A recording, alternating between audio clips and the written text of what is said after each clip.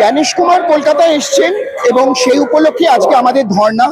কারণ আমাদের বিভিন্ন সংগঠন থেকে আজকে একটি সংগঠন, পরশুদিন আরেকটি সংগঠন, আমরা নির্বাচন কমিশনের প্রতিনিধিকে একটা ডেপুটেশন জমা দিচ্ছি। আমাদের একটাই দাবি, সেটা হচ্ছে 24 সালের যে লোকসভার ইলেকশনের যে ভোটার লিস্ট, সেই ভোটার লিস্টের ওপর বেস করে যদি বিধানসভার নির্বাচন হয় তাহলে নির্বাচন হবে, কিন্তু এই আধখাচরা অসমাপ্ত এই জগা খিচুড়ি মার্কা এই ভোটার লিস্টের ওপরে কোনো রকমভাবে রাজ্যবাসী নির্বাচন হতে দেবে না, কোনোভাবেই দেবে না। এটা আমাদের একদম অনর দাবি, কারণ বিচারাধীন যদি হয় তাহলে সে কিন্তু ভোটাধিকার হারাতে পারে না। এবং একটা কথা আপনাকে বলি, যেটা আমাদের আইনে আছে, আপনি যদি বলেন আমার নাম অভিষেক রায়, আপনি যদি বলেন অভিষেক রায় ভারতের নাগরিক নয়, বাংলার লোক নয়, এবার আপনি যদি এটা করেন, আমাদের ভারতের কিন্তু অ্যাকচুয়ালি আইন ব্যবস্থা অনুযায়ী আপনি যদি করেন, এটা কিন্তু আমাকে প্রমাণ করতে হবে না আমি ভুয়ো নাগরিক কি আমি ইলিগাল ইমিগ্রেন্ট ইত্যাদি যদি হয়, এটা আপনাকে প্রমাণ করতে হবে। কিন্তু বিজেপির আমলে, একটা স্বৈরাচারী ফ্যাসিবাদী সরকারের আমলে দেখে যাচ্ছি, আমি যদি আপনাকে দোষারোপ করি তাহলে প্রমাণটা আপনাকে করতে হবে, যেটা এক্স্যাক্টলি কিন্তু ফ্যাসিবাদের একটা মূল নিয়ম। এটা জার্মানিতেও হয়েছিল, ইটালিতেও হয়েছিল, এবং সব ফ্যাসিস্ট রাষ্ট্রগুলোতেই তাই হয়। তো কাজেই যারা বিচারাধীন, নির্বাচন কমিশনকে তারা তাদের নথি দিয়েছে। আর আরেকটা বলি, নির্বাচন কমিশন কিন্তু নাগরিকত্ব দেওয়ার কোনো অথরিটি নয়।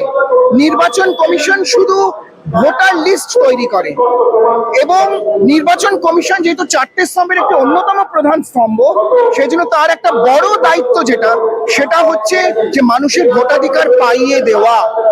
সেটাই প্রথম নির্বাচন কমিশনার সুকুমার সেন করেছিলেন 52 সালে, সেটাও টিএন সেশন করেছিলেন। এবং নির্বাচন কমিশনের কিন্তু একটা ঐতিহ্য আছে, সেই ঐতিহ্যটাও আর থাকলো না, সেটাও মানে একেবারে নষ্ট হয়ে গেল।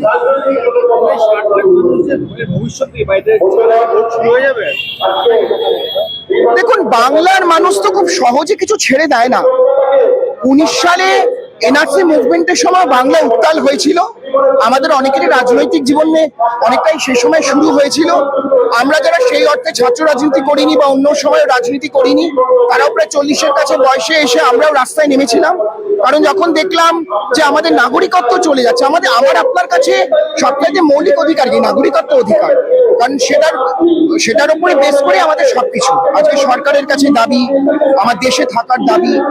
এবার আমার মনে হয় না এটা মানে বিজেপি বলপূর্বক নির্বাচন করতে পারবে এবং বাংলা সেটা মেনে নেবে, এটা কিন্তু আমার মনে হয় কোনোভাবেই সম্ভব হবে না। নির্বাচনের আগে আপনারা যেভাবে দেখছেন, পরশুদিন এবং আজকেও বিভিন্ন জায়গায় হচ্ছে, আরেকটি মিছিলও শুনছে আসবে, বাংলা কিন্তু সহজে এইভাবে নির্বাচন বাংলায় হতে পারবে।